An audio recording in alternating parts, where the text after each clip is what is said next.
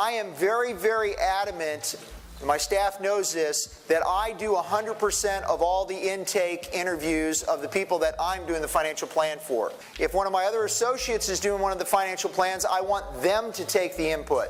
If I'm going to be working with them on a financial plan, then we're both going to take the input or the intake. Now, there's a reason for this, and that is that according to the author of that article, he says 93% of all the communication that's done is nonverbal. I actually think it's 91.6% actually.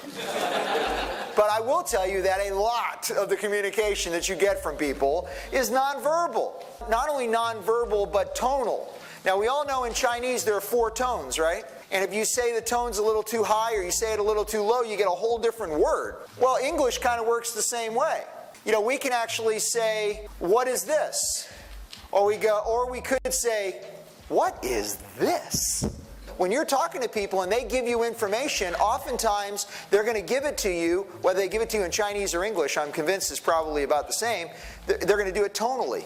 And they're going to say certain things, you know, with their own little, you know, emphasis in certain areas. Certain things that they'll say maybe are not the same if they were asking the question in a different way. And so if somebody just gives me the information, all their information just in a, you know, sort of an outline form, I don't know what the emotion is that came behind those, especially when we're talking about goals and objectives. Now, look, they can pretty much tell me about their condo on the beach, or they could tell my secretary about their condo on the beach, and it's a condo on the beach, pretty much.